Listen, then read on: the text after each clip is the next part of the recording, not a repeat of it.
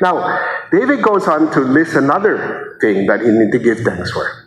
Redeem your life from the pit. Now, what does he mean by that?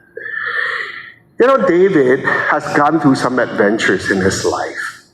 When you talk about being in a pit of something, you're talking about a very dire life and death situation where you're in this place where you have no light at the end of the tunnel. Okay? And David has been there. During his time as a newly anointed king, okay, as a young man, the existing king whom God rejected, King Saul, heard about David being anointed by the prophet Samuel, and he was very jealous. In one sense, he kind of like, yeah, I support you, but on the other hand, you know, he's kind of like weird because he was trying to kill him. So there was this long adventure that David was fleeing from Saul for a very long period of time. Saul would chase him literally in the wilderness to try to kill him, right? And sometimes, you know, they have very close encounters. But somehow David knew that he's going to be king because that is the will of God. And it's just a matter of time. But he has to wait for God's time. So throughout the desert in Judea, he was like running all over the place away from Saul. Now, of course, those are very dreadful times.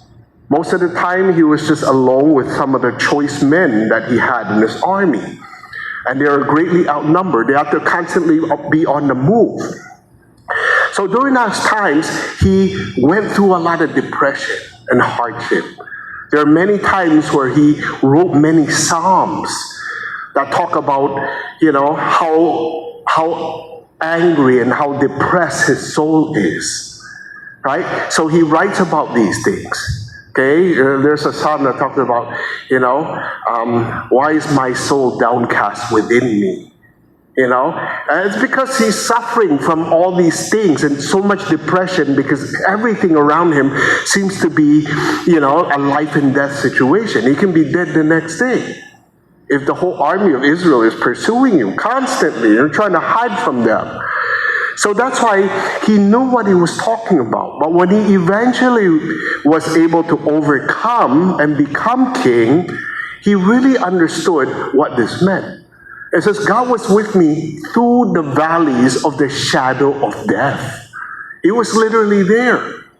Through the hardships in life, through the dark episodes, God was there.